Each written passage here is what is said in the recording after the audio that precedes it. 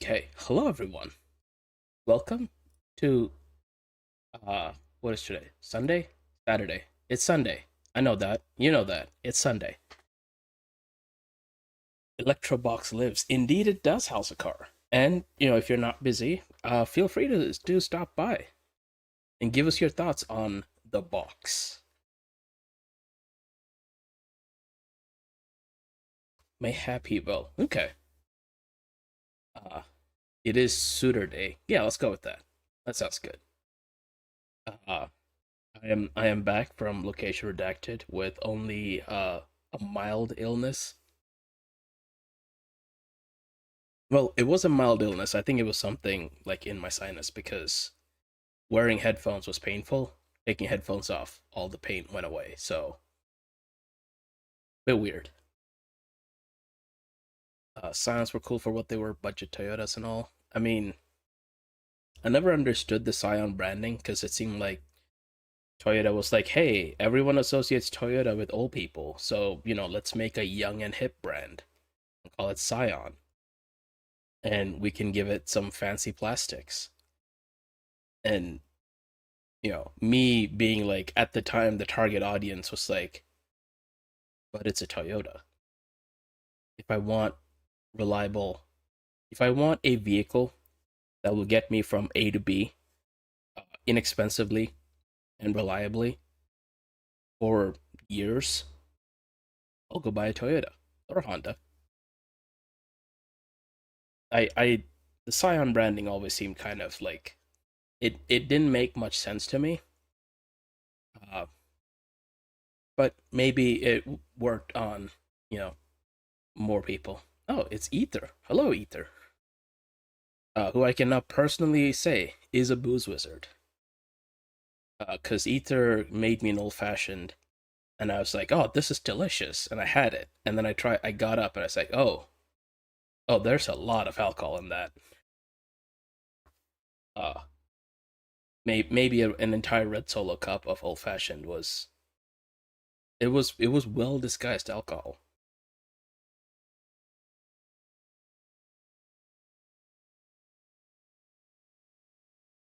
3 ounces. I'm gonna say that was 30 ounces instead.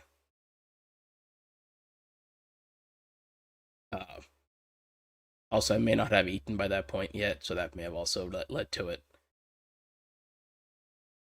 Um, but it was a fantastic drink. That and the smooth sipping old fashioned engine degreaser. Oh, it lived up to its name. It was smooth sipping and an engine degreaser, all right. 30 ounces seems a bit much. Listen, things happen at the meetup, and I shall make no further explanation outside of shift happens. Speaking of shift happens, we are back in box as the weekend pope. And now chat should be able to hear the audio from the game. Huzzah! Uh, oh, that's right. We were, I think. Oh, we have some British petroleum to spend. The go kart racing was diabolical because me, the naive, like pure soul that I am, went in there thinking, "Oh, we're going to go have a race." Instead, we were like, the marshals were like, "Well, let's just let them play bumper cars. That'll be fine." So I was doing the thing where I was like position. I was trying to be the like Sigma Alonso Minister of Defense, and then I had two cars like slam me into the wall, and the marshals were like, eh. Uh, and yeah, I saw Tom get wrecked out, and marshals were like, eh. So for next time, I know that we're apparently playing by Demolition Derby rules. So, uh, but yeah, if it had been like a sanctioned event, or I should say sanctioned, like on an actual track, I'm pretty sure most of the group would have been kicked out, if not just banned for life. But we have British Petroleum to spend. We should spend our British Petroleum. Tuning? Do I want to increase tuning? I don't want a better transmission. Alright, we're gonna get the better transmission. Aren't I supposed to be the one that can do weights and measures? I mean, yes, in normal, like, systems of weights and measures. I don't even pretend to understand the English system.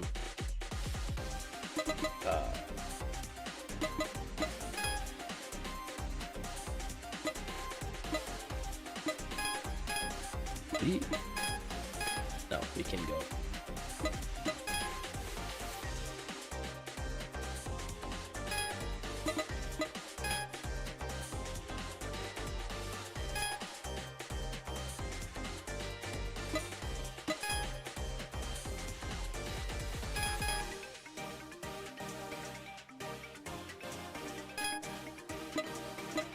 Yeah, that's what I thought I was supposed to do here.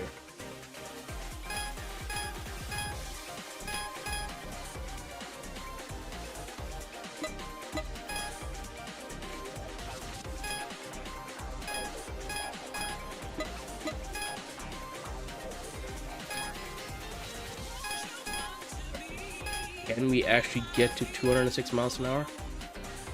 Probably not. Oh.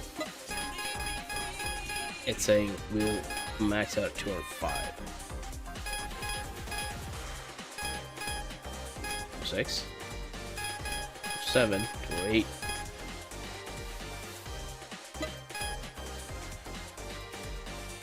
I think I saw 211 in there. There we go. Alright. Hello, Turtle. Yeah. Hello, house car. Hello. How is house car doing? I'm sorry? How is house car doing? Oh, the temperature's dropping today, so I'm in all kinds of pain. But that's alright. We'll get through. Oh. Okay. Yeah. Yeah. Yeah. Yeah. But we have here a box. We do have box. Hopefully the box will help. I gaze fondly upon the Electro box because I did like mine so very much. They're fantastic cars. Extremely I underrated. I had my 06. I know I've said it before. The transmission crapped out on me, and so I have the last model year they made them, a 15, which is frankly an upgrade in every way except for one, and the driver's seat does not fit me as well. The driver's seat does not fit as well. Yeah, like I that's the only way I can explain it, is sitting in the driver's seat of the new one feels like a lot of other vehicles. Sitting in the driver's seat of the old one just fit like a glove. So. Okay. Alright, it should be showing in Discord. Yes. I see it. Alright, sweet. Would never trust a Scion over 70 miles an hour. But why? This is the Electro box. Yeah, I would drive mine over 70 on the interstate regularly. Now, the RPMs were a lot higher than I wanted them to be, but what do you do, right? I needed the Tier 5 transmission upgrade. I did. That would have made a huge difference. Also, mine didn't shoot electricity out of it, so. No, this does seem a bit dangerous around family. Like, you know, if you're trying to put like a kid in the car and then they get zapped by lightning, that seems, you know, not conducive. Less than ideal. Yeah. Speaking of less than ideal, I got to meet Parallax. Oh dear. Who looks exactly like, and when I met him, he was sitting in the exact same pose he has on like his profile. like Yeah. finger steepled and everything. Yeah, there's a reason he got that profile drawn that way. I was like, oh, this must be parallax. He called he told me about the Cincinnati Reds, and then called my Swiss Army knife trash because it had the wrong scissors in it. Oh, he'd been drinking. Hadn't he? Yes. Hadn't he? Yeah. He'd been drinking. It was so much fun. I hope next year you can make it and more Legionnaires can make it, because I do want to meet and hug everyone. Yeah, getting everyone to redact together. I was able to do it last year, but not this year. So Yeah, I think a lot of people weren't able to, yeah, which understandable. Drinking. lovely invincible. That's yeah. He did say, Ether, that he was worried because he didn't know what he'd be getting into with the alchemy that you were handing people. So, that apparently, like, because there's a pool and a bar right next to the pool. yeah. Apparently, several people did not realize how impaired their movement was becoming, thanks to the buoyancy of the pool. Yeah. Until they tried to exit the pool. So Yeah. because I was Also, driving, I stayed sober for most of it. Sorry. No, you're fine. What, you driving? I'm shocked. Dude, you know what I drove for the meetup? I mean, I Hold rented on. a car. Please allow me to guess for a moment, okay? I'm going to go. I want to check the year to make sure that I get this proper.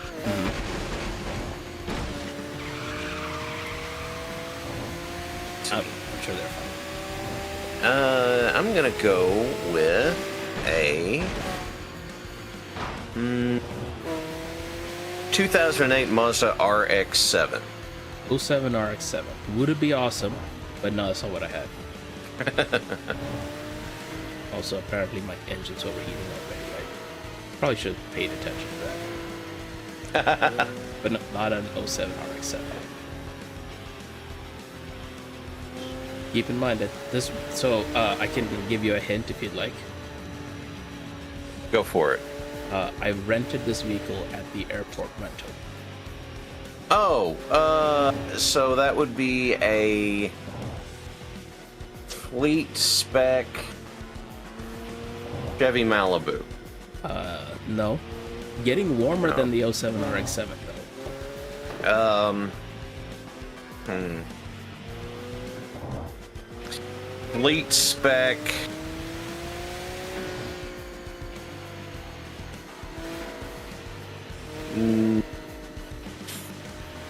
Hang on. Fleet spec Nissan Sentra. No. I'm really stuck on the I'd fleet say- spec, so I'd you're say gonna have to getting give a me little bit warmer with the Nissan Sentra. only a little bit. Tiny. Only bit. a little bit. Yep. Toyota Camry. Nope. No. About as warm as but that's the Sentra. Kia Sorento. Nope. Colder.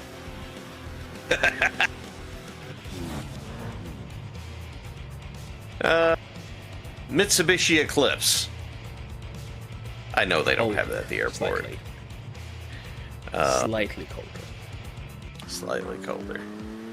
Slightly colder. Hang on. I'll say Honda right, Accord. much warmer. Okay. Honda Discord. I don't think that's No, a car. that's not a thing. That's not a thing. Civic? Nope. About as warm as the Accord. Slightly colder than the Accord. Oh, Slightly, very slightly colder. very slightly colder. Honda Accord so far has been the closest guess. But the Civic was not. Okay, I can't just Right. spout both amusing but also terrible ideas anymore right now. It was a 26 Honda Mhm. Odyssey. Well, from Deadpool and Wolverine, I understand that a It it Honda Odyssey fornicates with great force. it does. Like, so, uh, the reason I was initially planning to get like a sedan, because I was going to pick up 4 people at the airport, Mm-hmm. and then that turned into picking up 7 people at the airport. So you got a people mover. So now, this Honda Odyssey, this 2026 Honda Odyssey, Mm-hmm. fit 8 adults and all their luggage, and most of us had a check-in bag. Yeah. And no one complained that it was cramped. Everyone commented, "Wow, there's actually like tons of space here."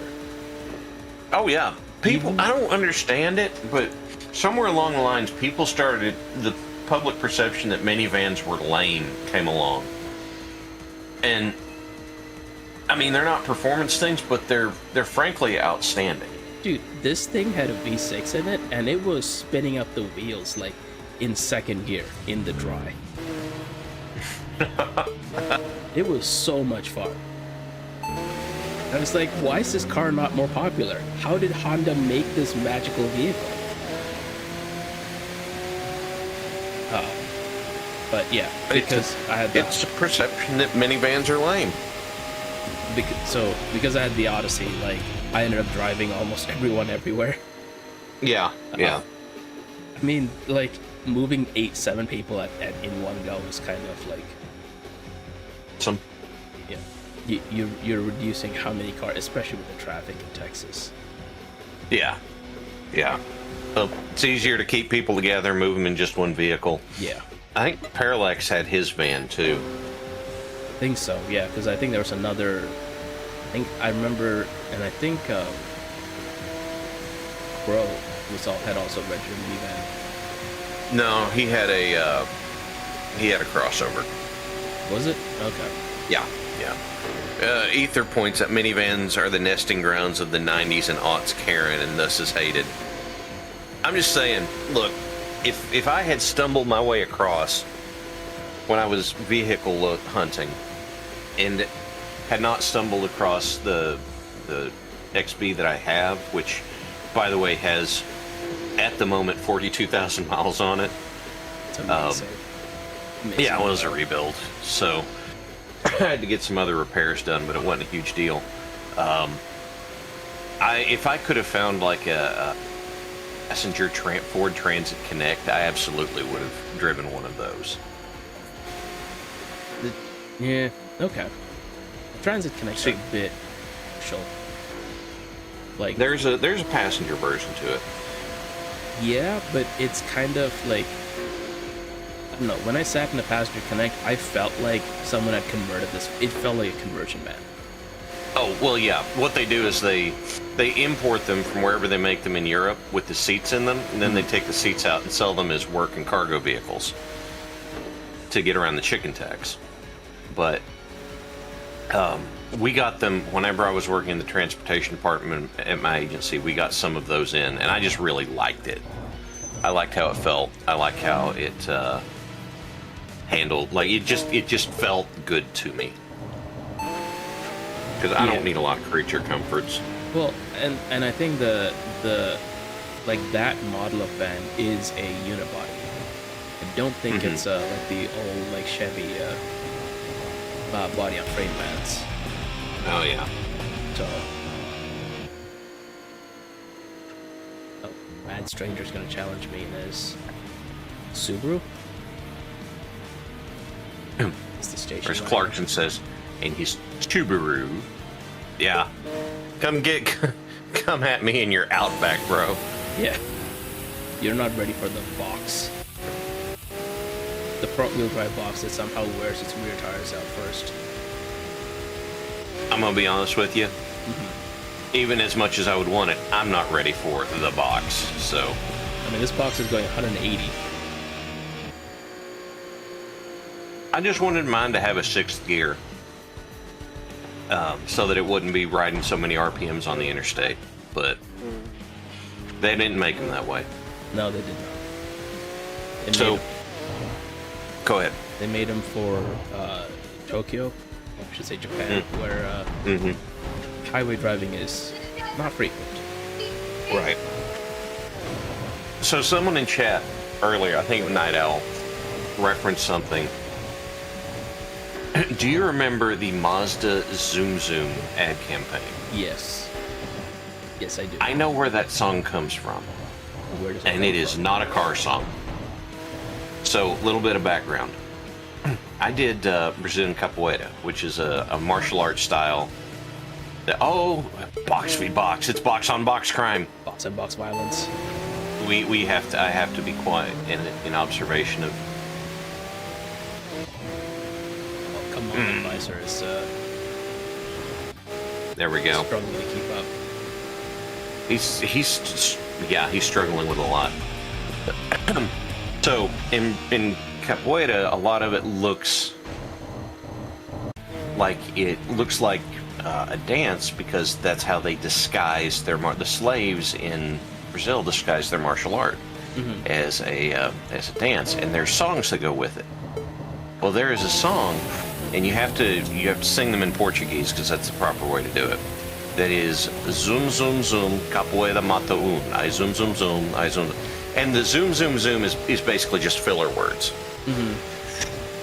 But that first line, capoeira mata it's a warning. Zoom zoom zoom capoeira kills people.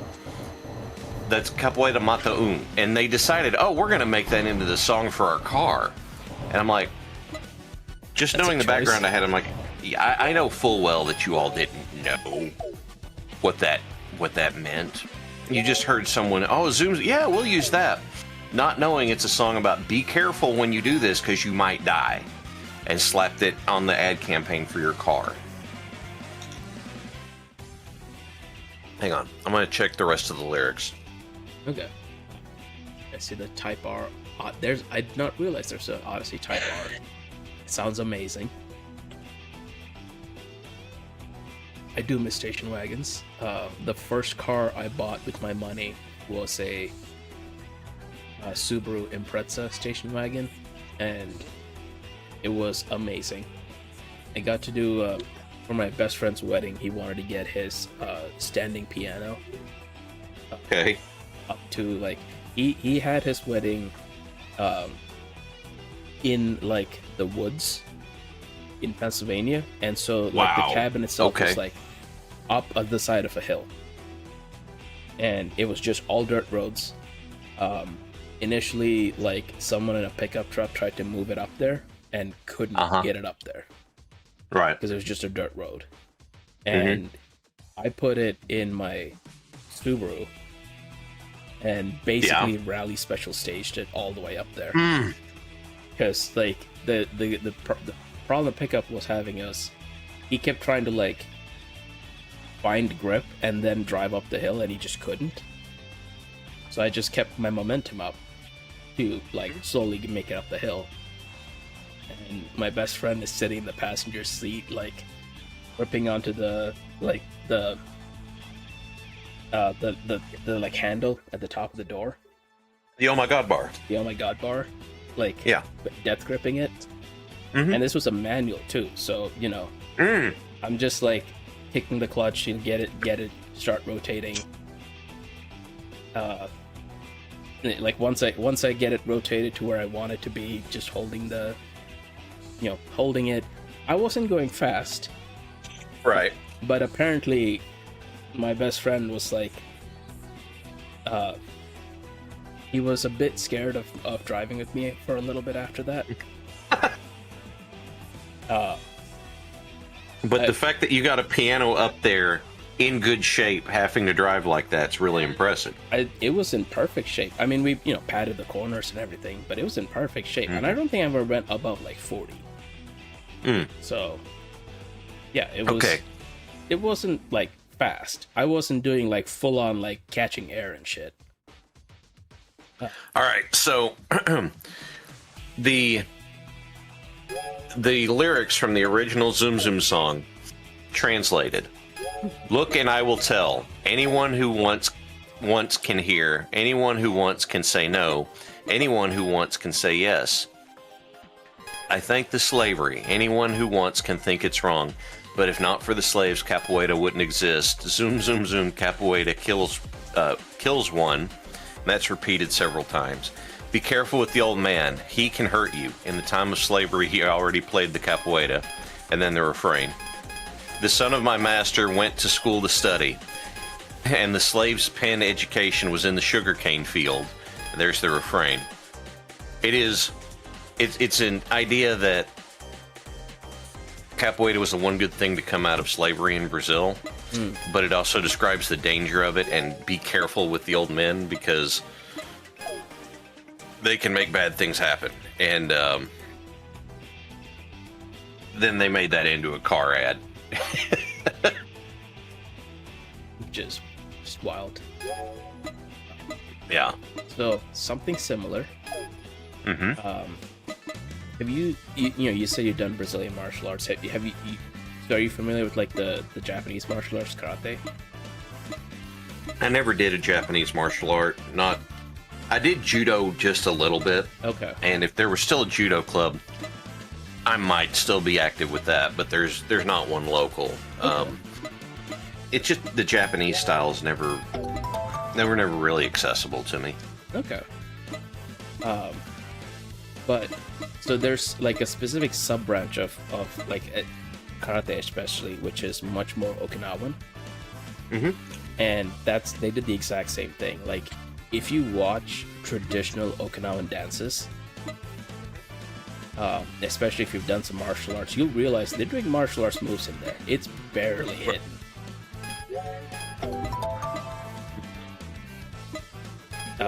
I just thought that was like, I was watching, I think I was in DC for their like Sakura's, like the Cherry Blossom Festival there. Yeah. And they had these traditional like Okinawan dancers. And I'm watching these dancers and being like, I recognize those moves, I recognize those moves. These are all just moves from martial arts. Yeah. And there's a Bruce Lee quote about it that says, until human beings grow extra arms or extra legs, there's only so many things you can do. Yeah, that's fair. So you're gonna see a lot of that repetition because it's an optimal way for your body to move to accomplish things. Not to be so far off base because we're talking car stuff. But that's fine. We are not cleared defeat. Oh, apparently I need to clear and defeat Roulette Guy in Clan Makita. Oh. And defeat the bastard Golden Hanya. Okay. Oh, well. That is the return of the bastards, so they came back. They did indeed come back. Alright, it's weird I of need them. to... I think Immortal Cloud, yes. I need to take on the Immortal Cloud.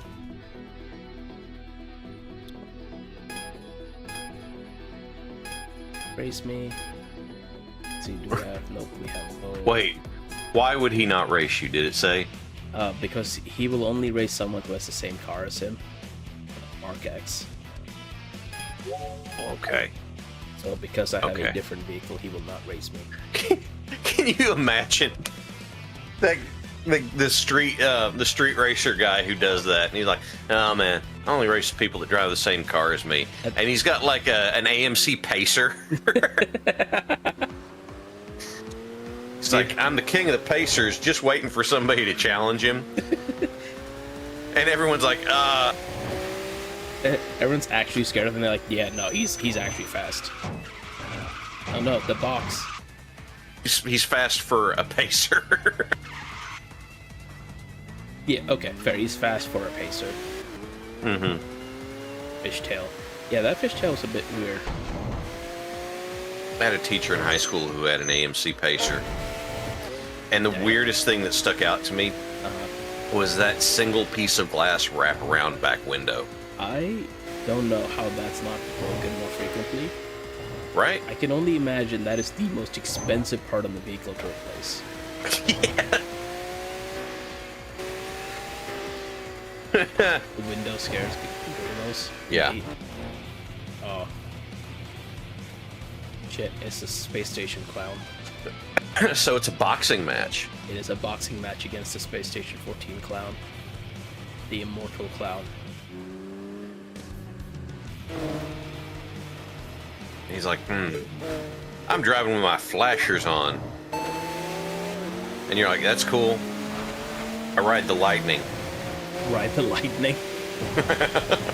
Well, I mean, look at the car, man. Yeah, it's got the orange lightning.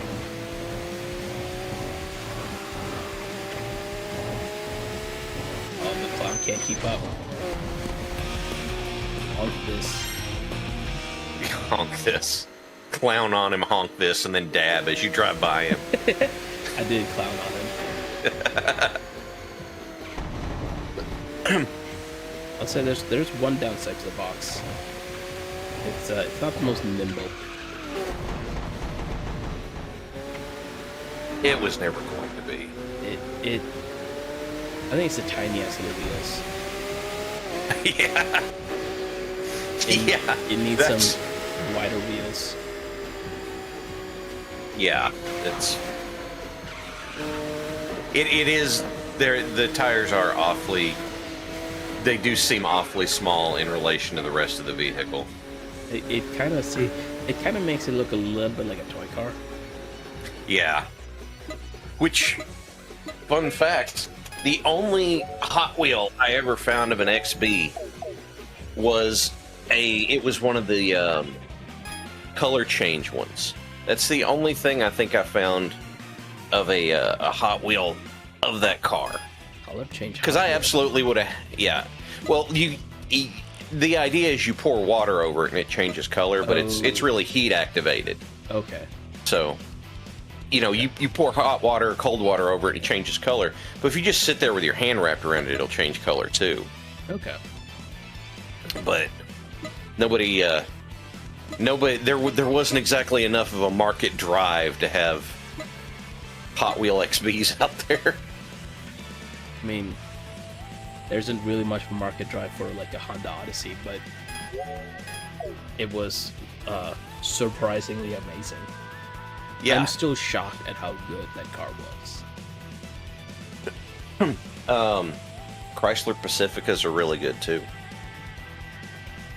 So, I was driving Mango, Yeah. who works at a Chrysler dealership, Okay. and so I first went towards a Pacifica because that was the closest minivan.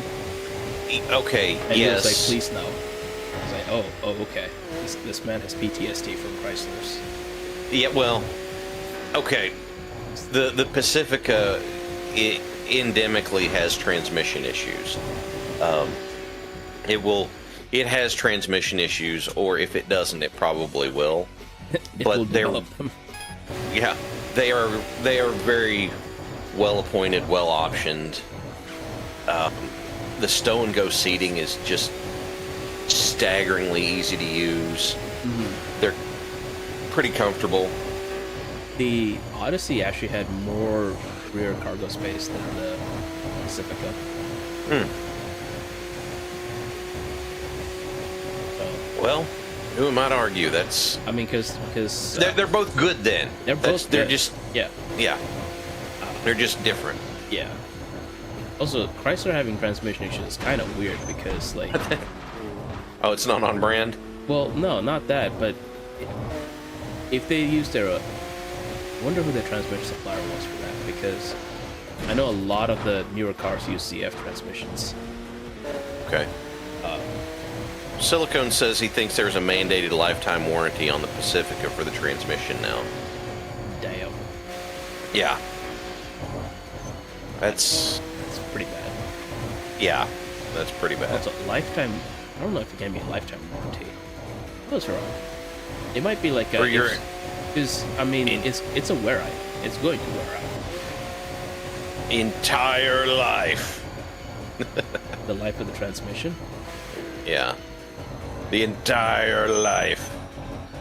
So you got one guy who's just Yeah. gonna keep this thing going forever and ever. And then they're like, but we can't cover it anymore. I ain't dead yet, sonny. Playful gentleman. Playful Okay. gentleman in his, is that a His, Zoom Zoom? it's that looks like a Mazda Speed Looks like 3. a Mazda Speed 3, yeah.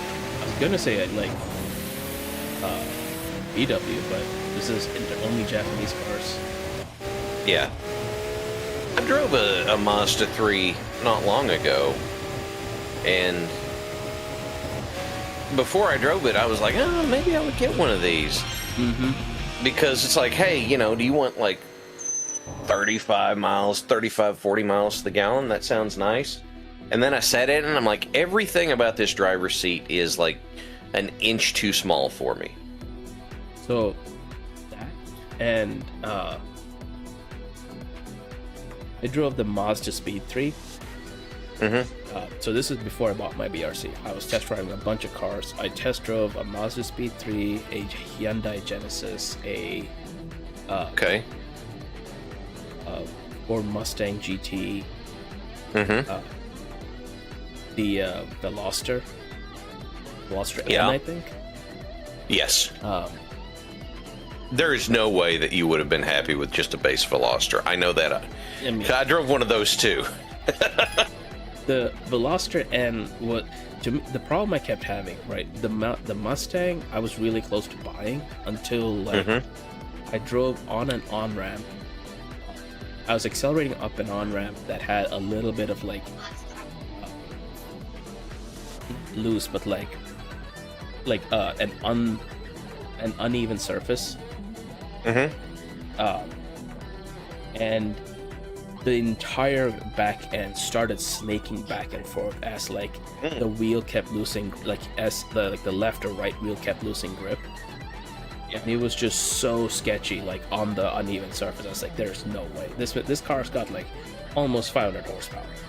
And I'm going to use all 500 horsepower. And if it's going to become this unstable in the drive with just like an uneven road surface, no, that's way too sketchy.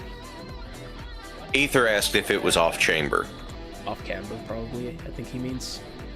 You're right. It wasn't really that much off camber. Okay. It was pretty flat. But yeah. Like, So, but this was a 2012 GT. This is before they put the IRS in. okay. Independent rear suspension. They should stop Right. using acronyms. Well, I mean, I'm pretty sure it wasn't Erwin R. Shyster back there, so Or the Internal Revenue Service. either one works. So I understand why you ended up going with a BRZ, but I would like to ask you about some of the others. Okay. Like I said, the same day that I drove a Mazda 3, I drove a Veloster, and I actually liked quite a bit about it. You know, the seat, the driver's seat felt great. You know, it felt like you just slotted right into a great pod for it or something. But the base model does not have enough pickup to get out of its own way. Like, it takes forever to get up to speed. And I'm like, this is not a workable solution. So, like, you driving a Veloster N, okay, well, that doesn't have that limitation. So, What was your opinion on that version of it? Veloster N, I felt it reminded me very much of the Genesis. It had the same problem. Okay. Or not Genesis. What was the Stinger? Kia Stinger. Okay. Not the Genesis. The same problem the Stinger had, which is it didn't feel tight. Like I could feel play in the steering wheel. And it could have just been in my head, right? It could have been whatever setup they had. The turn-in wasn't as immediate, right? Like when I turn the wheel, I don't get an immediate response from the front of the car. Okay. In my head, I'm thinking that's play. It might not be play. It might just be kind of set up more like a Camry, where like it has strongly self-centering, so that even if you're not like exact with the steering wheel, it still goes where you want it to go. Okay. The Veloster N and the Stinger both felt like that to me. Okay, that makes sense. And that's why I didn't go with either. Like the Veloster N was a nice place to sit. The controls were like easily felt to hand, right? Like I could easily reach the gear shift. I could easily reach all the normal driving controls. It didn't feel tight. That was my main complaint about both of those. The Mustang did feel tight. It was just like how sketchy it was on uneven surfaces. I'm getting a Mustang. Okay, what about the Genesis then? I'm curious about that. The Genesis felt pretty much similar to me, where like turning the wheel didn't result in the front end immediately turning or starting to turn. Okay. You wanted that really tight handling then. Yeah, because I wanted. I think I drove the BRC like second or third. That car kind of really set like a. Even now in the BRC, like you turn the wheel and the car's moving. Like it is like a 1-to-1. Like if you're not if you're not exactly precise with the wheel, your car is going to be like swerve. It's going to feel nervous. Okay. And this car turns. Yeah, like it's immediate. As soon as I wanted to do something, it's doing it. Okay. Now, follow-up question. Let's say that you were going through with all of these and something happened and that the BRC was no longer an option. It was off the table for something. Hey, Harold, which one would you have gone with? Camaro. Camaro, okay. Because that was going to be what I was going to test drive next. Because I kind of figured by that point the problem with the Mustang was the independent suspension. And the Camaro didn't have that. Okay. Camaro has an independent suspension, always had one. Yeah. So I had a feeling that the Camaro would fix the problem I was having. So Ether over here says, when I bought the 2013 FRS, which is a harder sprung BRZ, I drove a Veloster, which was the model year 1 at the time, so there was no N, and he has called it a Velosturd ever since. I can't say that he's wrong. I guess. If I had driven one that had, I understand that the N and the Turbo both are better about getting up and going when they're supposed to. Like, that probably would have been a very different experience, but... I would also point out that the Veloster makes more power than the BRC. However, it's significantly heavier than the BRC. So, you don't necessarily feel that power. BRZ is similar. Like, when I take it to the track,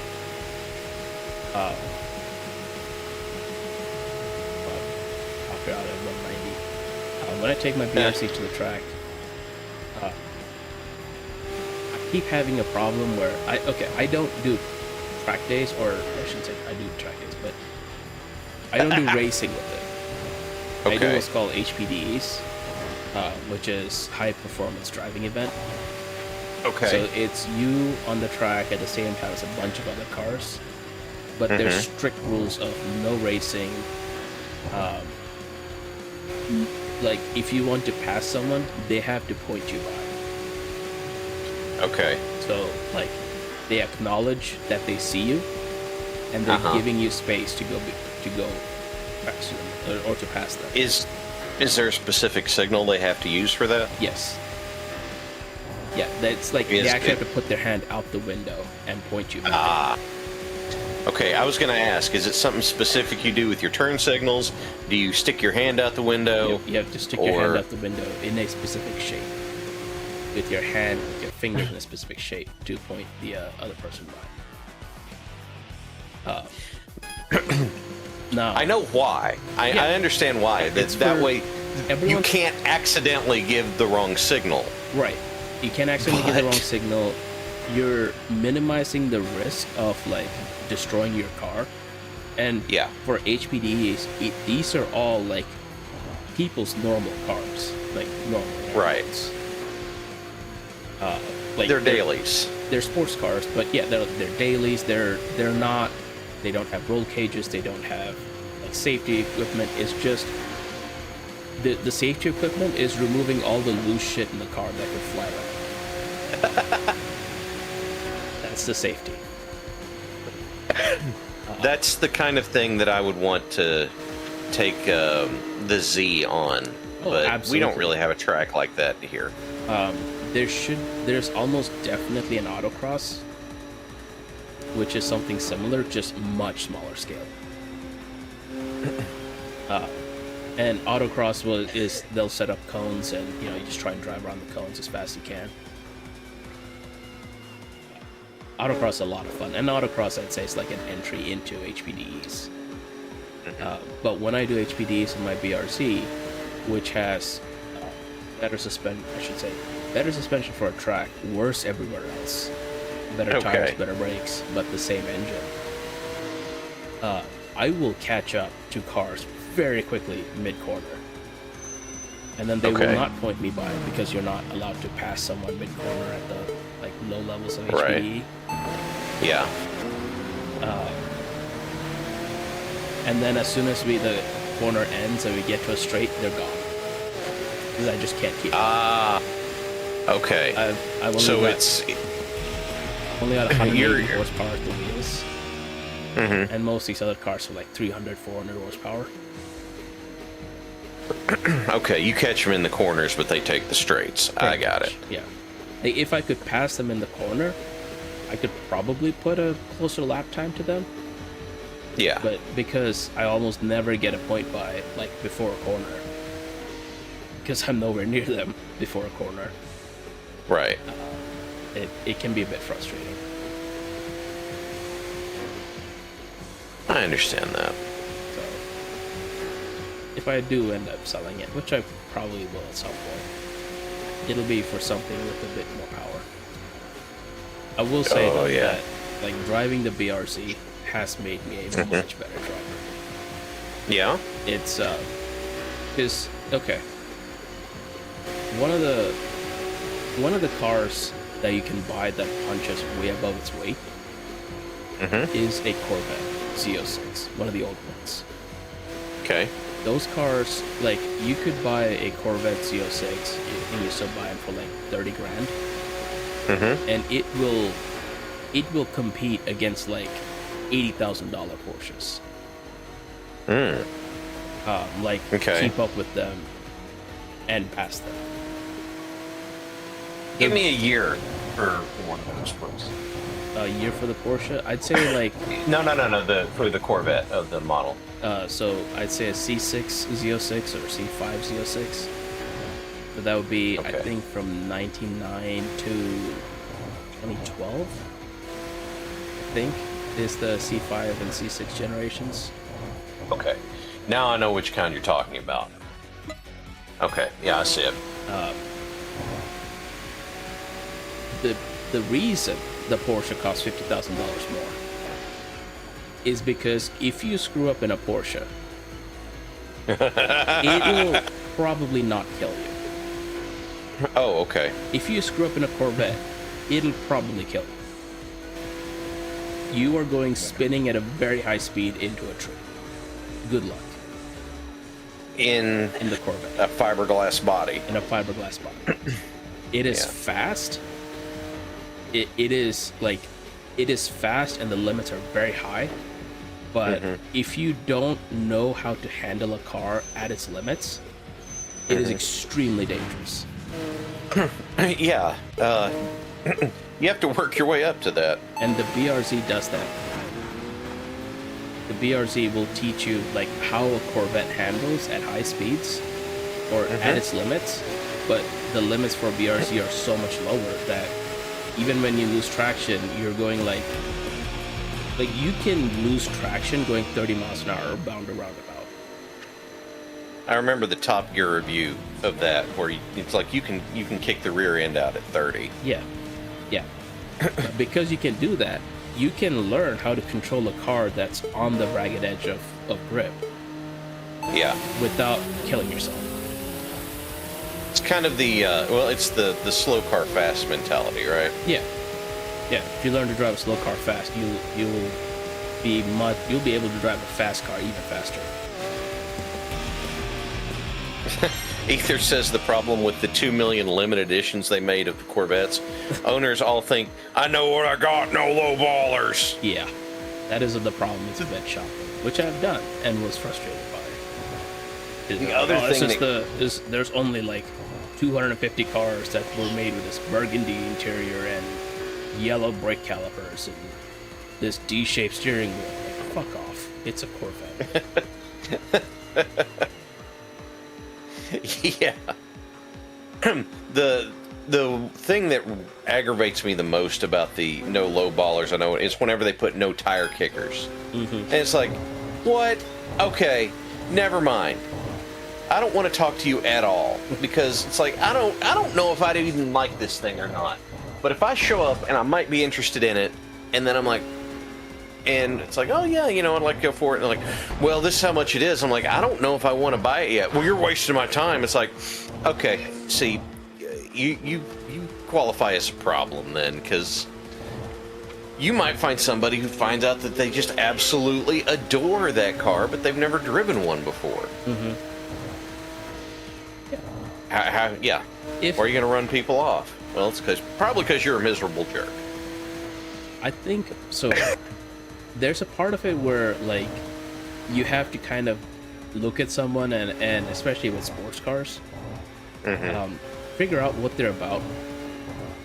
Sports car shopping becomes much easier if you show up to buy a sports car in another sports car, and especially if it's like, you know, if they know what they're about and they see you pull up in like a manual sports car, they're like, all right, this person knows what a sports car is about. They're not some kid looking like for kicks, looking to just like, you know, try and drive a sports car for a little bit. So we got two things from chat. The first from Bully Snake. I have drifted a flatbed jeweler around a corner on gravel. It was fun. And then the first time chat from I'm going to say Zessie Rabbit. First of all, Zessie, welcome to WVPL 76, the community stream of the Black Pants Legion. And yes, that is a Scion XB that is ripping around Tokyo and putting, you know, Subarus and Mazdas and stuff to shame.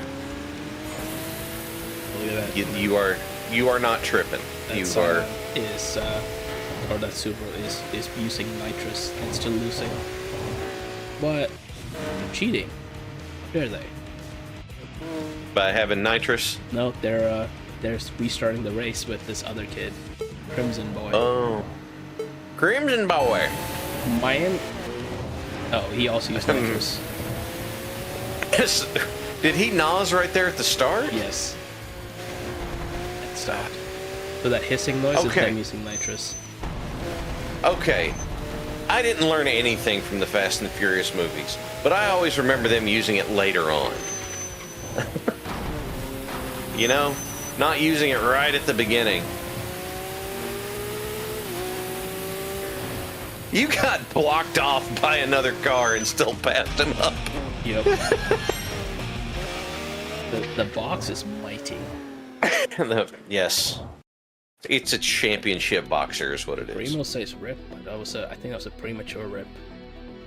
Because they could not deal with the box. Yeah. The boss. So. For the boss. Uh-huh. A car started. So, alright. In actual drag racing, if it's a class that uses nitrous, it's from the start. Okay. The Fast and Furious thing was just Hollywood bullshit. I mean, sorry, family. Family. Look, I knew it was in the first movie with the line, "You ain't double clutching, you're granny shifting and not double clutching like you should." And I'm like, I'm pretty sure synchros mean you don't have to double clutch, right? So, yes. Now, me being a car autist, I'm thinking, okay, that is true for like 95%, and Yeah. the cars didn't sound like they didn't have synchros. Right. As you go higher and higher in race series, I should say like more money, you will go away from like a traditional like double bevel gearbox to a straight cut gearbox, and away from synchros to dog bolts. So you do have to double clutch at that point. Well, in those you don't double clutch either, because if you are good enough to need to use one of those transmissions well, you're basically flat shift, like almost flat shift by yourself. So you don't use the clutch. You lift off the throttle just enough to unload the gearbox, just slam it into the next gear before you load the gearbox up again on throttle. And then when you're braking, you're heel and towing and doing the synchronization work yourself. Okay. The reason you do that is dog bones last longer than synchros. Okay. And they engage faster than synchros. Okay. So you're off every little quarter second, right? Yep. Every little fraction of a second. Straight cut gears are significantly stronger than a double bevel. Because a double bevel gearbox, well, not double bevel, a bevel gearbox. I don't think those are double beveled. Do you know what I'm talking about when I say beveled gear teeth? I am. Okay. I can. What? Hang on. Let me say it this way. From your description, what I am drawing the conclusion of is that the teeth on it are beveled so it's easier for the gears to slide together if they're not like dead on with each other. Kind of. Helical gears are another way, like Bully Snake said. That's another name for them.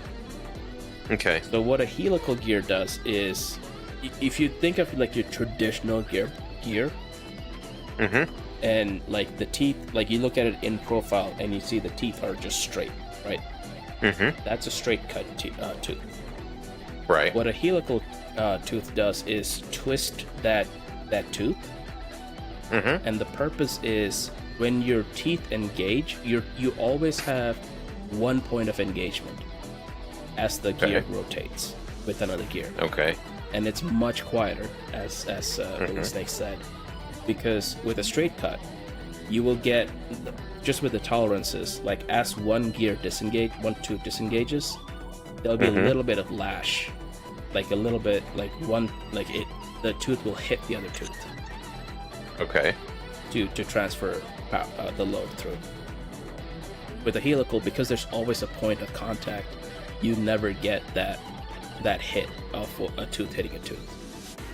Okay. So if you listen to a straight cut gearbox, and there's videos on YouTube, you'll hear a transmission whine. On a transmission like that, you could be granny shifted. Okay. If you're not good with that transmission. Okay. But you never hear the gearbox whine coming out of any of those cars. Right. Meaning they all have helical or beveled gears. And I remembered. And it makes no sense to say you're not double declutching. They shouldn't double declutch those anyways. So, if I'm understanding what you're saying correctly, I was correct in my conclusion, but for the wrong reason. You're correct in your conclusion while only having a portion of the whole story.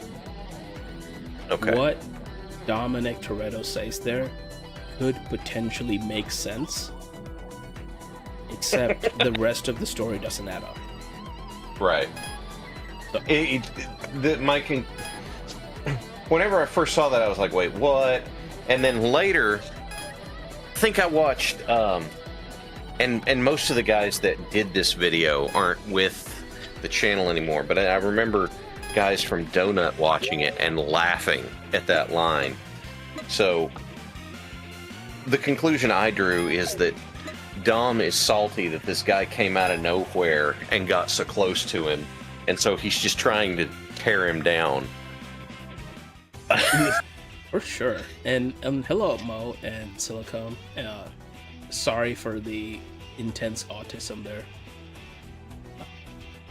I just called that expertise. Like, no, dead serious, man. I don't want people to think that having an expertise on a topic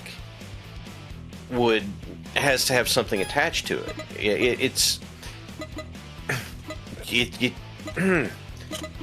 How can I say this without? I don't want anyone feeling like I'm throwing shade at them. Okay. We all have things we're good at. We all have things we enjoy. We all have things that feel like they come naturally to us. And is it typical of someone on the spectrum to have some of that stuff they really key to? Sure, 100%. But, as an example, I'm going to use myself as an example because it's the only one I'm comfortable using. Okay. I have never been diagnosed or accused or anything like that of being spectrumy at all. Mm-hmm. But if you were to sit me down and just turn me loose and ask me questions for 2 hours on wrestling, someone would assume that I was. I think. Okay. Okay. And so what I prefer to say is, if someone's got the expertise to be able to talk on something with that kind of knowledge and authority, then I should absolutely listen to them. Until I have a reason that I shouldn't. And so I don't know a good way of drawing a delineation between them, though. If I may interrupt briefly. Yeah. Oh, damn it. I thought we were about to crack 200 in the box. But no. You were at 198. We're at 198 and we ran out of gears. Oh. I'm a bit sad. But anyway, sorry. Yeah, I understand. Yeah. And it's one, I don't know if the difference is, like, expertise is firm grasp of the concepts and understanding and being able to apply those concepts across different applications, or if that intense super focus is knowing the details so well that you maintain all those details. I don't know what the difference is, and I'm not sure how to properly describe them appropriately, if that makes any sense. Okay. Yeah. Yeah, that makes sense.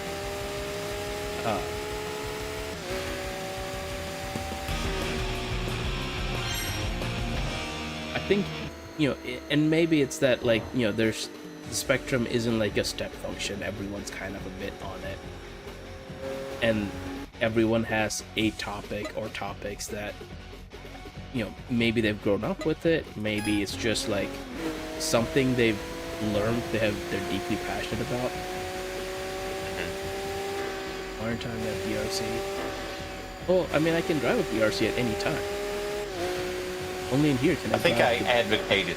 Yeah, I think I advocated for this pretty hard back whenever you started it. Well, that and like the BRC is actually one of the like meta cars.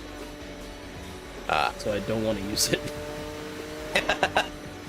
I have like, it's like I want this to be a little bit more of a fun run than like my first like super serious like.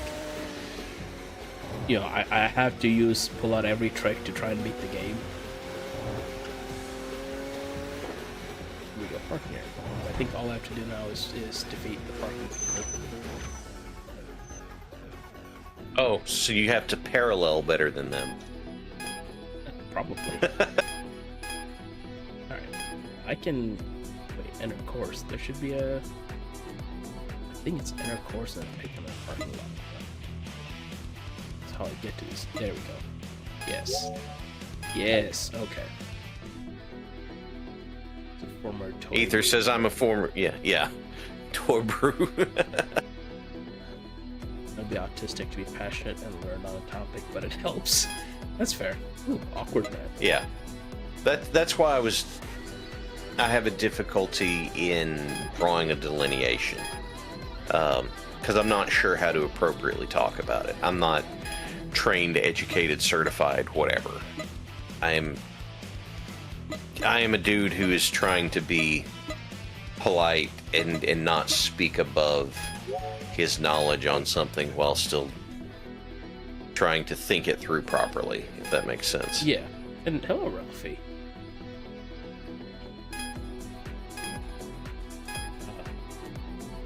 Aloe, I tried to hug Parallax yesterday and he said, "Get off me, weirdo." Tokyo Extreme Racer, indeed. So, I've been told I should get tested for it. I've just never bothered because, like, if it is a problem, it's not like a crippling problem for me, or at least not what I perceive as crippling. So, and like I go to therapy for much more serious issues, so you know, this one's pretty low on the list. But for me, it's, you're saying I'm good. Yeah, for me, it's things like if I set the cruise control on a car I'm driving, it has to be in increments of 5. I cannot set the cruise control at 67. It drives me up the wall. And if I'm driving with someone else, or if I'm like a passenger, someone else is driving, and I see them set the cruise control at like 66, I have to like sit on my hand so I don't go and change it.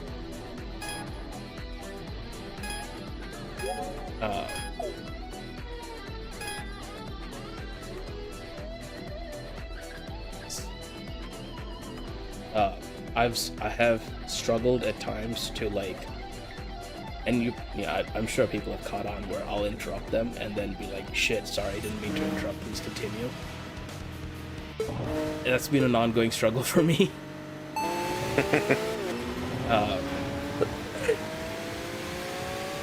I just kind of take that as a human thing. Like, I'm excited. I wish to share in the conversation, but at the same time, I know it's rude to do this. So, like, to be like, sorry, please continue. I shall hold on to excitement until you're done. Ether says the Audi he had for the meetup did cruise in increments of 2.5 miles an hour. Oh my gosh. Wow, I should drive an Audi, is what you're saying? Apple doesn't use cruise control. So Apple never types in caps lock. That's cruise control for cool. Also, Aloe and Mo, if you would like to stop by, please do. And we can give opinions on Box.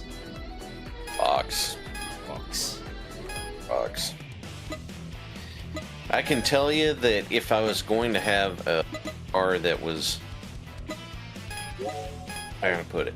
I'm never going to be a wealthy man. Right? I'm in the wrong line of work for it. Yeah.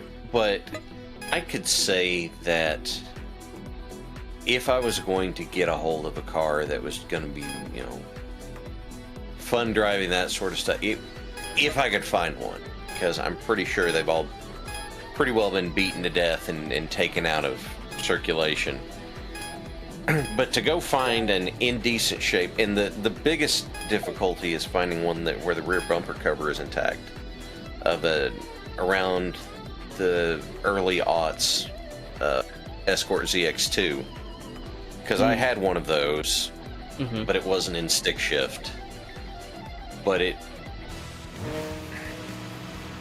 the nostalgia rings for me, Yep. That makes sense. Yep. So there's a guy I used to work with, whose side hustle was he would go down to like Texas, Louisiana, Arkansas, and buy like cars that had like 200, 300,000 miles on it, like Escorts and Fusions. Yeah. And then he would bring them up here to the Rust Belt and swap in an engine from a car that, like, the car may have had like 100,000 miles on it, but the body was just rotted out. So I'd take the engine from the rotted out car, put it in the solid body, and resell them. I And appreciate that. he used to make quite a nice amount of money doing it. Mm-hmm. Aloe can give us about 5 minutes. Yeah. Sweet. 5 minutes of aloe is better than no aloe. Well, that was a short 5 minutes. Or he may have just joined in and then you got to do something. But it's one of those. That car, you know, the first one that was quote unquote my car, that felt. I knew how it reacted to stuff. I knew precise, you know. It was one of those that I had taken the turn at like, you know, 11:45 at night when there was nothing around. I'd taken that turn too fast and whipped the end all the way around, so I knew where the edge was and that sort of thing. You know, it was one of those. I had done about it, you know, I had driven it in the snow. I knew what it would do.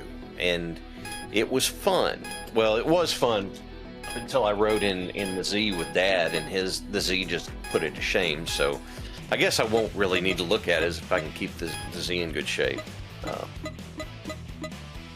But, gosh, now I keep forgetting that that's there. Did you forget that I'm here too? I did not forget that you were here. Hello, everyone. Said hello. We did say hello. Indeed. Hi. How was Aloe doing? Alan's doing okay. Alan just ate a bunch of pizza and had a second cup of coffee, and might have had an alcoholic beverage as well. And I got to do some vacuuming and scrub the bathroom. So yeah, everything's great. And there's Mo. There's Mom. Hello, Mo. That is like I have been on vacation for a week, and now I must be everything. Everything's caught up all at once. Also, Snake Eyes is back, just so you know. And Phantom 9 is apparently bastards. So that's the lore of Tokyo. On the highway. Okay, while you're doing this, and we have two guests in here, I'm gonna refill my coffee cup. Sure. All right, have fun storming the castle. The castle. Yeah. Man, it sounds delicious. How are you doing, young man? Well, I am getting better, I should say. I mean, that's all we can ever hope for anytime. I don't know. I think I caught a sinus infection. I might not have been at the meetup itself. It may have been on the plane as well. Because I'm sure the plane is sterile. Like, until all the, like, dirty bags of mostly water board it. And all of their dirty clothing. And all that dirty clothing. I like that description of people now. I forget where I got it from. I think it was Star Trek. Where like someone described humans as dirty bags of mostly water.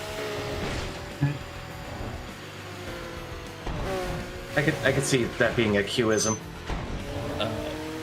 47.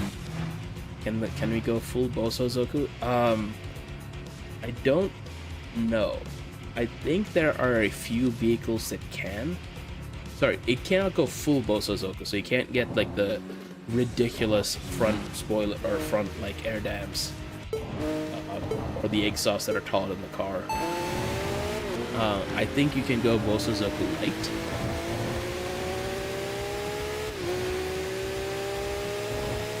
Which I'll try and like find a car to do that too, or at least to show that off. Show that it can be possible. We defeated Treacherous Jackknife. I don't know what that does, but we defeated them. Oh, we got $200,000 for that. And you got his car too. I think we unlocked it for purchase. Oh, okay. Thought you raced for pinks. I mean, same here. we'd have a lot of cars if we race for pinks. Alright, let's go back. That is not the way to go back. This is the way to go back. Diet Bosozoku better than Bosozoku Zero. Are you familiar with Bosozoku, Mo and Aloe?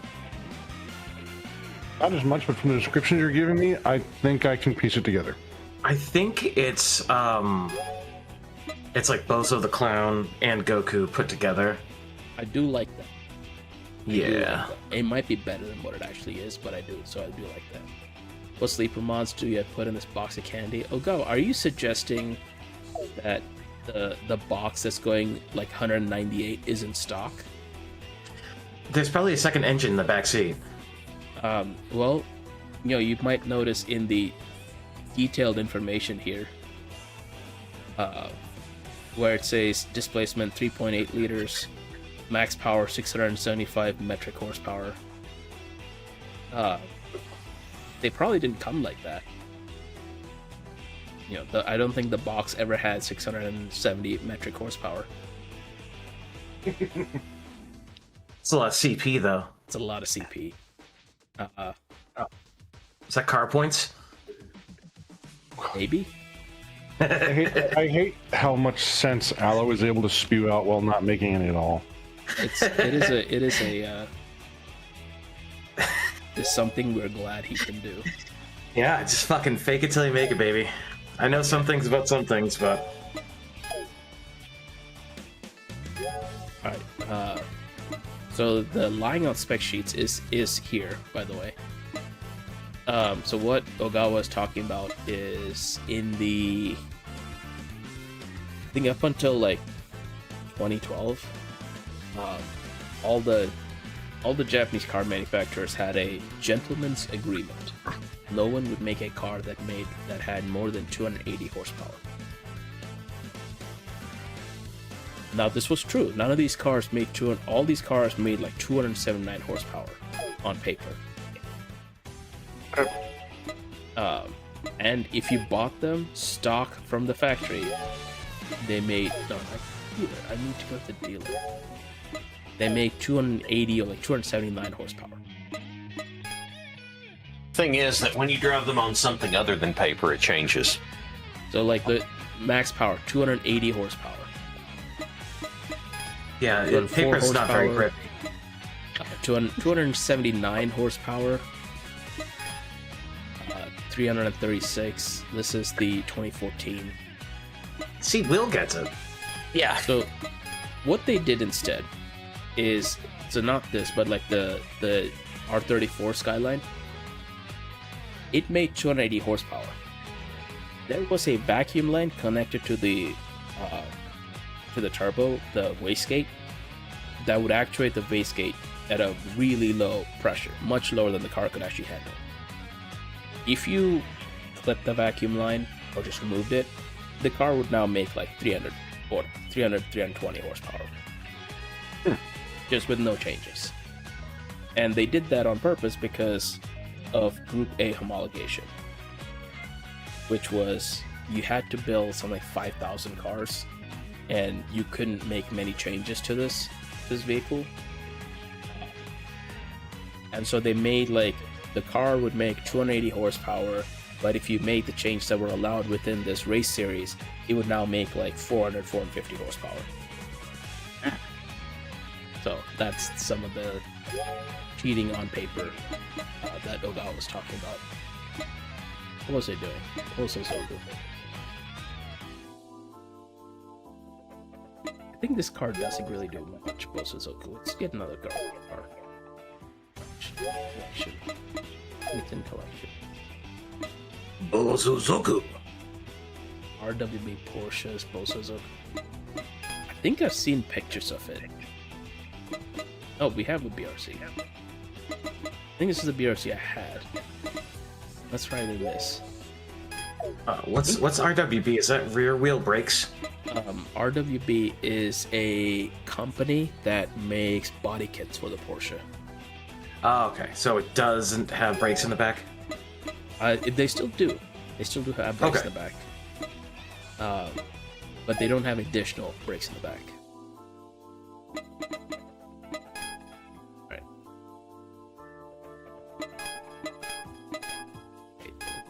It should be the front bumper that is potentially Bosozoku material. Yeah, it's kind of there. Red with blue. That makes purple. That makes Stealthworks, doesn't it? Will? Red with blue. Ooh, a very rare orc combination. Yeah, I thought if they had purple orcs, there was something.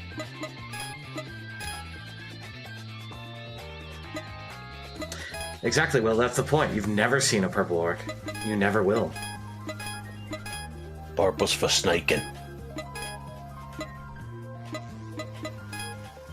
He's the best. You ain't never seen no purple orc. Bumper.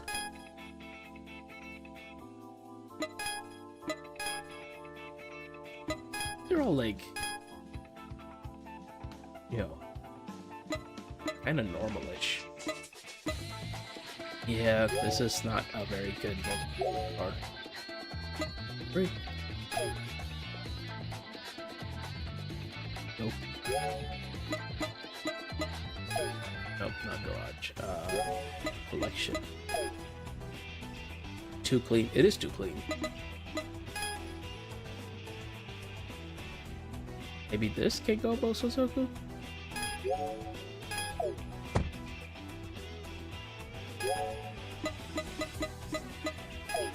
Maybe you can go Bosozoku level 2.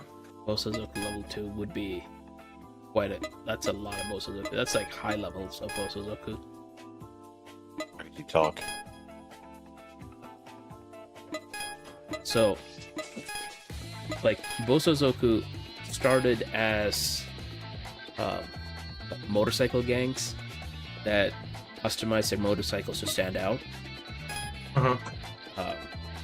So, like, instead of having, like, you know, fights over meth, they're hitting each other with chains. I mean, they do that too, but in addition, they'd also have, like, who has the best decorated motorcycle? Which motorcycle has the most aura, as the kids would say. Hmm. How skibbity is your motorcycle? How skibbity is your motorcycle, indeed. Hmm. And so, like, you know, then it turned into a caricature. Like, you saw, like, how some of those exhausts were, like, you know, a larger diameter exhaust. Hmm. They would take that exhaust and, like, rotate it 90 degrees and turn it up. So, like, imagine a motorcycle where the exhaust is taller than the rider on the motorcycle. We're basically going into full throttle territory. Well, wait, yeah, I think I've seen something about Bosozoku in motorcycle gangs. I think it was like a Vice, story. It was pretty cool though. Yeah, like, it's a whole culture now, or subculture. I don't know the words, but it's a whole thing. But it started for motorcycles, and then it went to cars and, like, semi-trucks. Semi-trucks are the coolest. I have seen the Tricked out tricked semis. out semi, lots and lots of chrome. Oh, the Japanese ones? Yeah. I just mean in general. Oh, okay. Like- those are cool. You know, in America, having the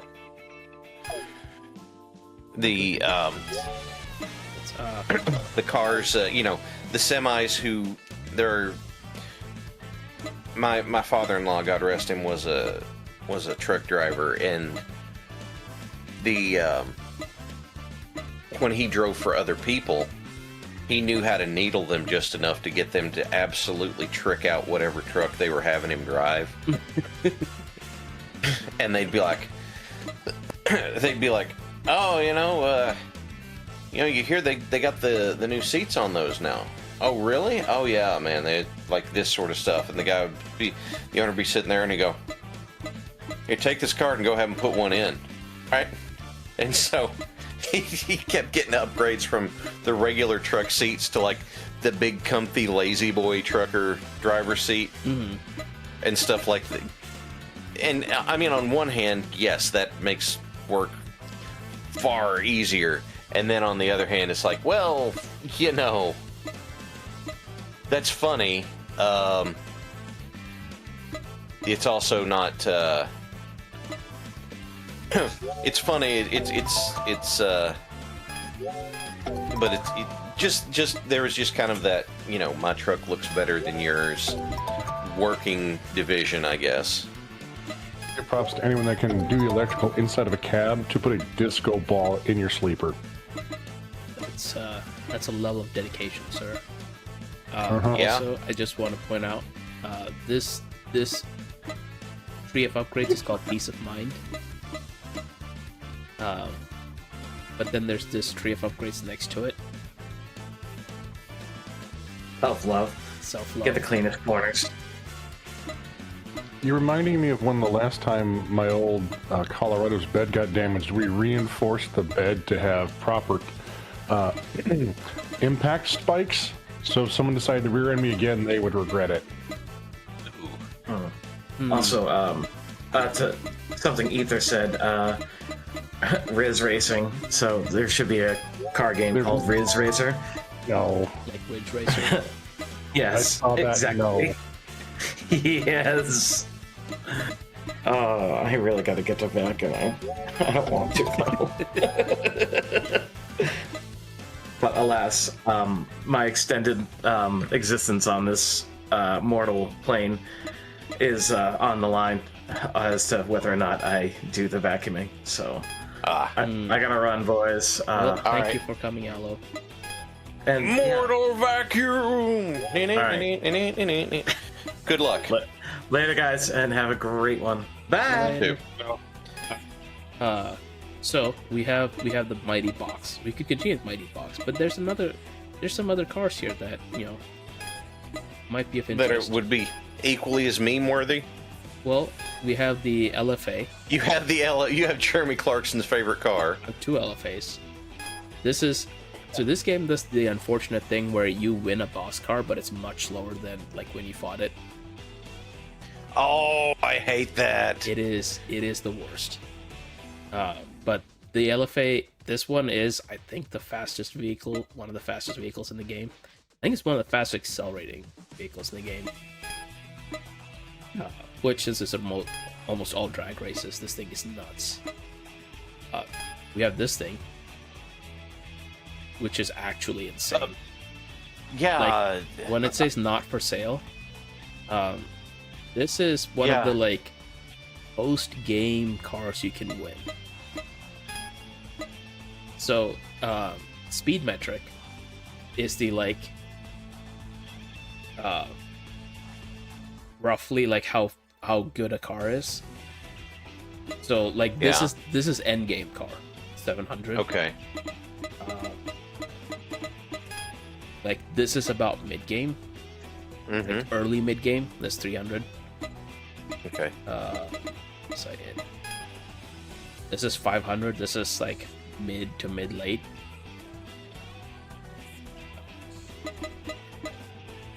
This record zero is 800.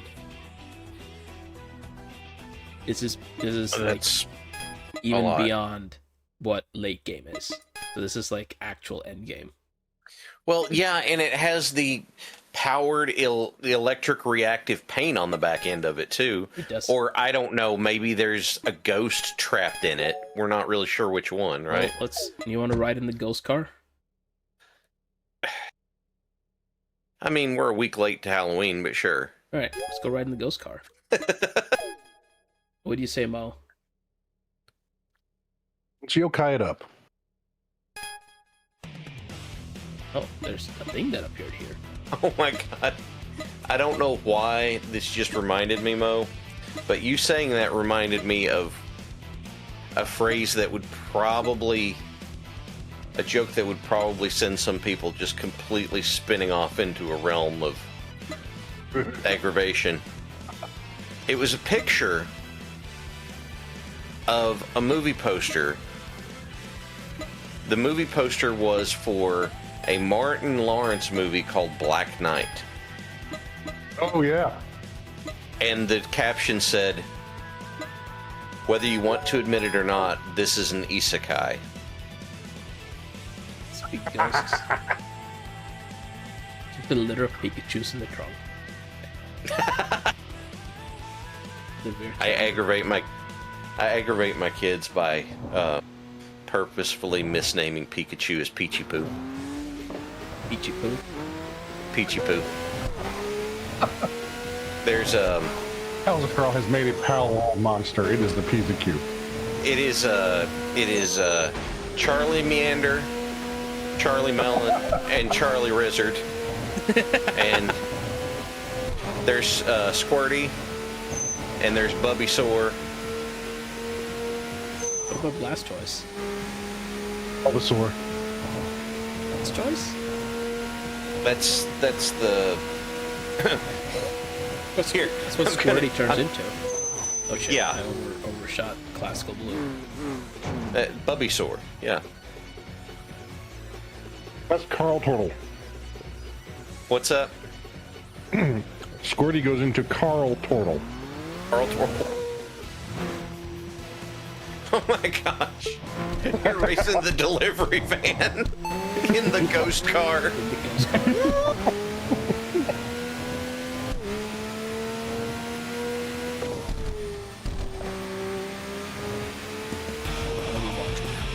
Hello, dropping that line in chat.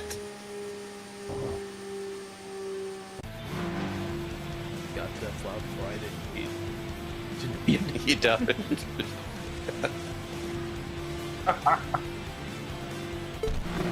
Like I said, that joke stuck out in my head. And anytime someone's gonna try and hit me with that I'm filing that away as my response.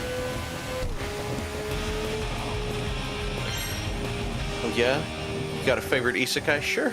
Black Knight with Martin Lawrence. And just see what happens.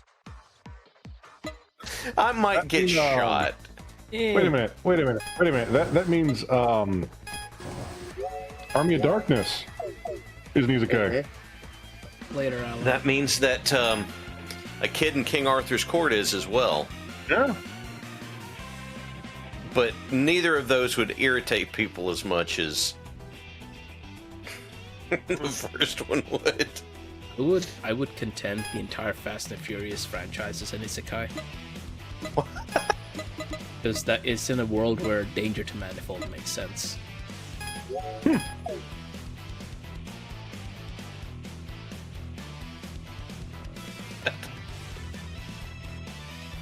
I mean, think about it. In this world, could you, like, drag a bank vault out using 2 chargers? Yeah, I remember. I remember seeing that because my wife likes those movies. She just does. My wife's a car gal, and she just enjoyed it. Okay, it's one of those. Yeah, nothing wrong Okay, with cool, that. got it. NT magnets. And I took. Oh, that poor Miata ND never. Because it's not What did it do to selling you, to man? 160 in like 2 seconds. It never did anything with its life. Oh,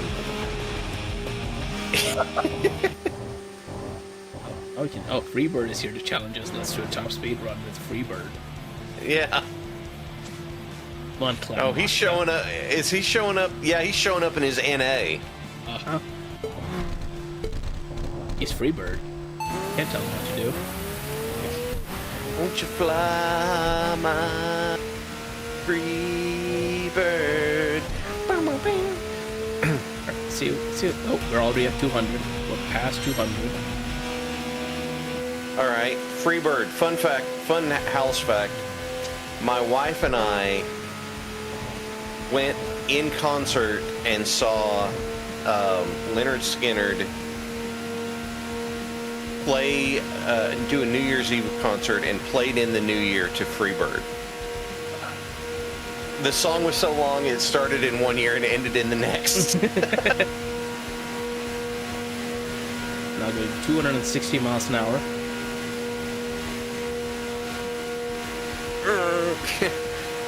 Just a casual 260 down the highway. Yeah, that's the kind of speed where the flux capacitor kicks in, dude. This is the power of ghosts. Yeah.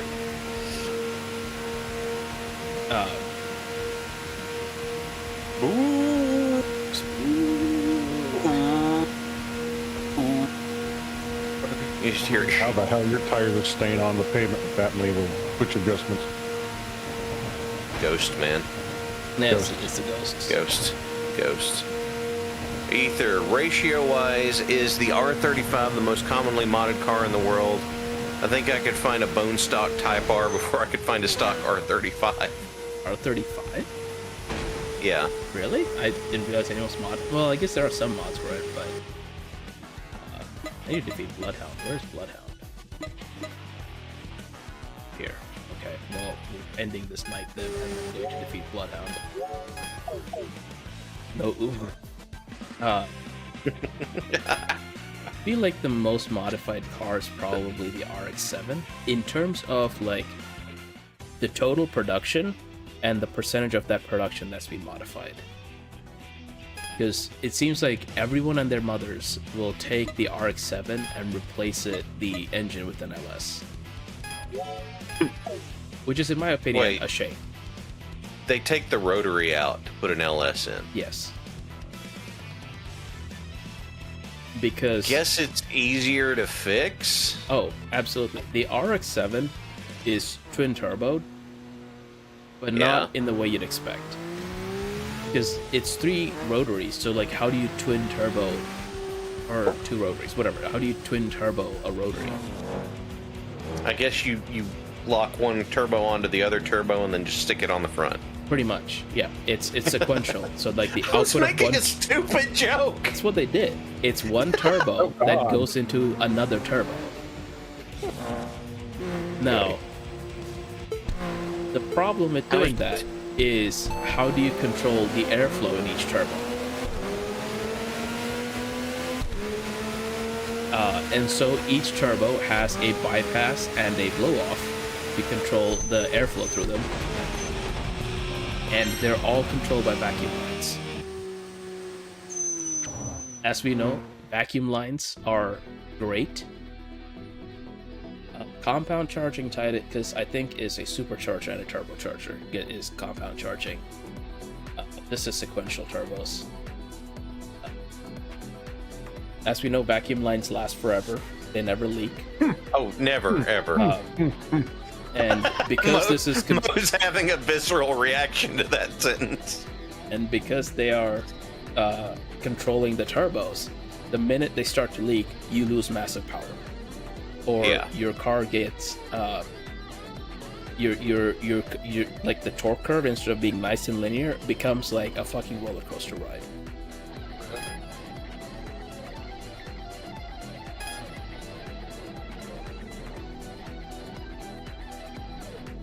With Emperor. A lot of people will say, I wish to get off Mazda's Wild Ride and swap out the rotary for a LS. Because the LS doesn't have vacuum lines controlling the engine performance at different RPMs. So, do you get similar performance out of it? Usually better. So what they do is they get an RX-7, rip the engine out of it, and put a new one in and say, this is better than this thing was to begin with and less complicated. Yes. I understand. Like, I get it. I get it.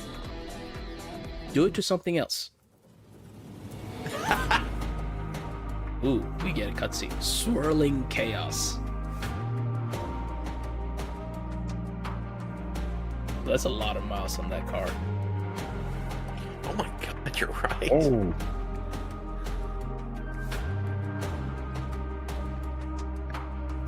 I'm hoping that's kilometers. It's probably kilometers. There's a lot of kilometers on that car. Mm-hmm. Yeah?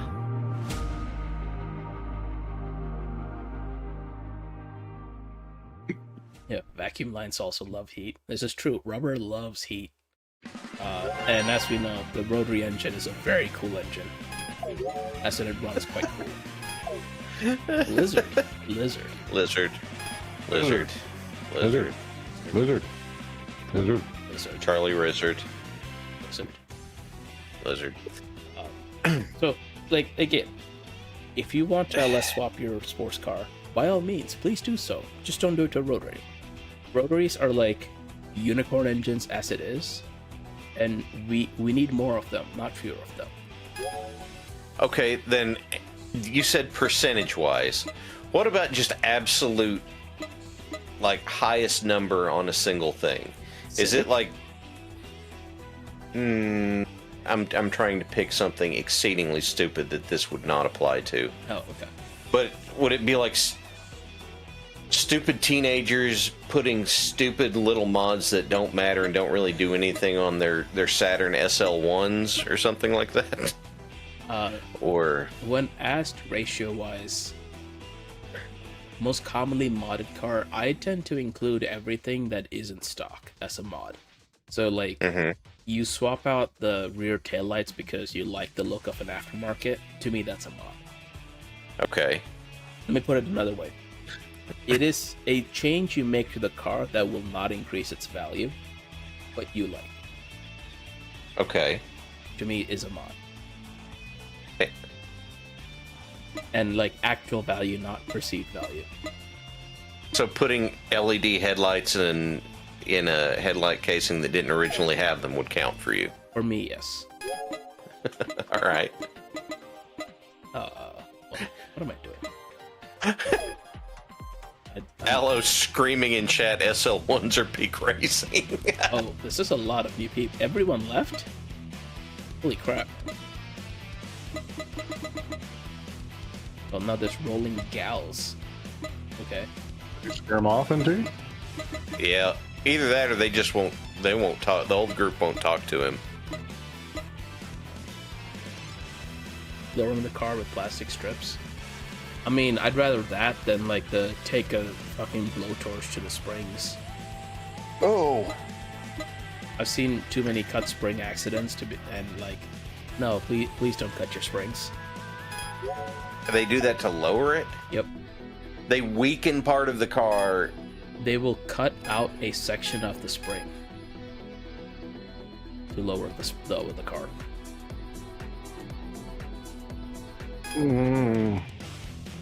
It is exactly as dangerous as you think it is. Yeah. For what I, in my, I guess, old manness, find to be a stupid, pointless cosmetic modification. I mean, okay. Lowering a vehicle can make it handle better on a track. It's one of the changes I made to the BRC. Is it does run lower, but I put different, like, coilovers on it. Yeah. So the entire system is different. It's also ruined. Like, do not make racing modifications to your cars. If you take nothing else from my stream, do not make racing modifications to your personal vehicles unless you're racing it. You will ruin it. Like, racing tires will last maybe 500 miles, and that's if you get, like, a set of hard tires.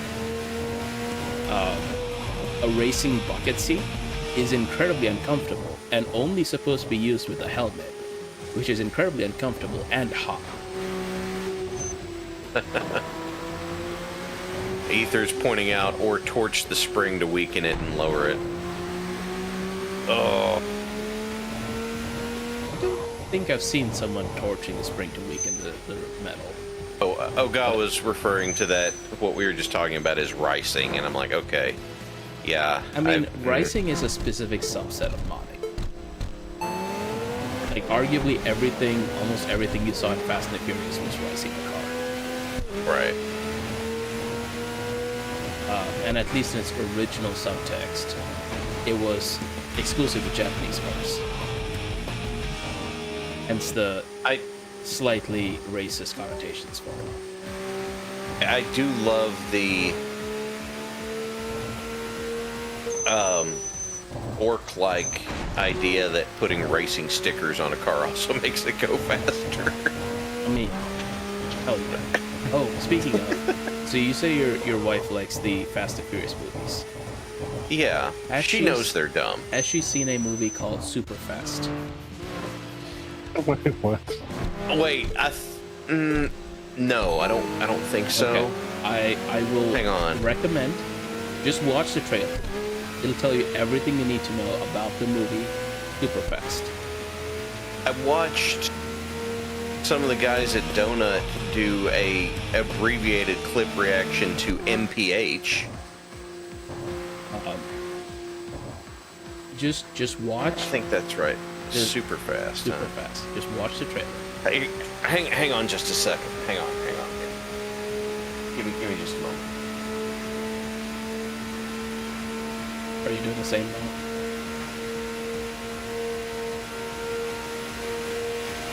That was little puppy. No, Don't go out here making this noise. no. That was Pop. That was Potato. He's getting used to having me back around. He's also realized they need to let me go in the middle of the day to go let him out. Well, I just had a crash at 260 miles an hour, and everyone's fine.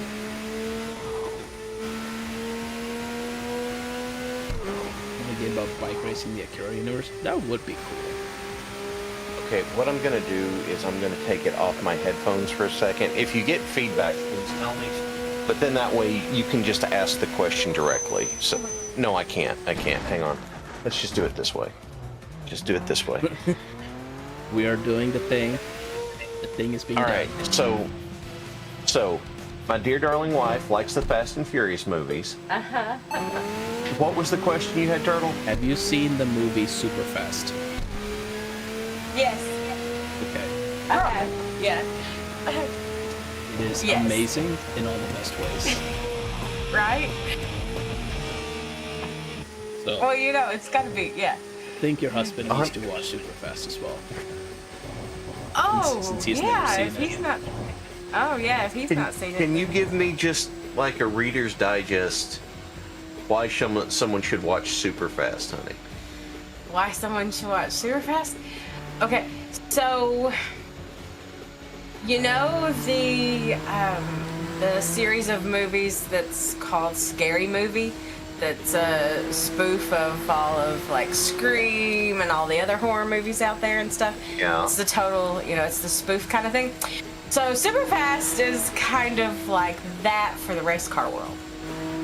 So, Yeah. Okay. Specifically. It's a for- genre spoof. yeah, Furious. basically. Yes. Okay. It's, yeah. Which arguably It's is its some- own genre, so yeah. Yeah, thank you very much. Thank you. You're right. It's, you can't put Fast and Furious in the same universe as, like, the Formula One movie. The good one, not the terrible one. Yeah. Crap, what was it called? The one with Lauda and James Hunt. Yeah, I know the racers it's about. I don't remember the name of the movie. Rush? I think it was Rush. Yeah, thank you, Ether. Rush. There says Rush, Yeah, yes. you can't put in the same universe as Rush or, I guess, Drive to Survive. No. They are their own little, it's like Marvel and everything. They have their own little, their own little world and their own little multiverse and their own little section of everything. So Fast and Furious franchise is kind of like Marvel. Yeah. They are their own little world and they are separate from everyone else. And you have to treat them as such. See, You it's can't go innocent. comparing them to others. Am I missing something, or did Halsbot's voice change substantially? So I had consulted my dear wife for her opinion on some car movie stuff. Yeah. So, hello, Mrs. Halsbot. Also, Ninja, I did not realize that you were hurting this bad for quality of co-host, that you got Halsbot and Mo in here. Listen, I am finally back, and my voice is a little hurty, and I am glad other people are speaking, so I don't have to speak as much. So, also, Halsbot, Yes, I'm Wacker. I'm not going to sit here and tell you that we may have been talking smack about you with your younger genetic counterpart, but I'm also not saying that as well. Oh, I got to tell Alsgar about me meeting Parallax for the first time. It was great. You know what the funny thing is? He's a little bit bigger than his older brother. True. That's true. The thing I was gonna say, Whacker, is why would I expect that a conversation that involved me that he was in that I was not there for, why would I expect that was not smack talking me? Look, we gotta show you love, man. This is how we do that, right? And that's gonna start when? Okay, it'll start when people can start differentiating you guys a little easier between each other, because that happened again at the meetup while we were doing the painting classes too. Oh, You're kidding. They were doing painting stuff and folks were confusing me with him. I told you, it took me 6 to 9 months just to get their voices distinguished on stream before I was even in here. All right? oh, I'm going to guess that whenever someone did that while y'all were doing painting stuff, he shouted, and he shouted, "He's not even here." Am I correct? I corrected them because they realized who it was, and I was like, "That's not him." Because I was running the painting table, and they're like, "Oh yeah, Halskar." I'm like, "That's Parallax." Ninja. I had to do that. Oh shit! Is that what you're running, the V-Spec too? Is that what you were just running? well, oh no, oh Whacker didn't see it. Whacker, No. Ghost car. until the ghost car. Until the ghost car. This is the ghost car because, like, obviously all this spooky shit in the back is ghosts. We were running this. What? Whacker, this box, this box goes 198 miles an hour. I mean, what is it? LS swapped or what? Well, No, you ride the lightning. yeah, it's a lightning Whacker. Damn it! Oh, can you? Look, It's an electric car. Mrs. Yay! Hall's still there. Can she smack you? Can No, we she request- went to go read her book. Okay, well, can you go find her and request that she smack you? Like, this is a service and product I'm interested in. Well, the going rate on that is going to be something.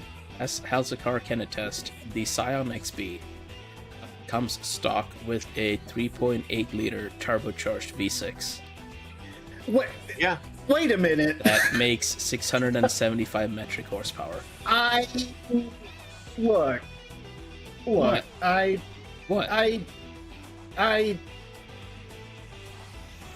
Okay, I see you're still the weekend Pope. That's fucking awesome. Yeah, Weekend Pope. It's what are you suggesting? Scion didn't make a 3.8 liter twin turbo V6. Look. I'm having difficulty with this. Also, the rims on that are, dude. Are you- They're a peak? potlets, yeah. Well, Dude. this is for aerodynamics, Whacker.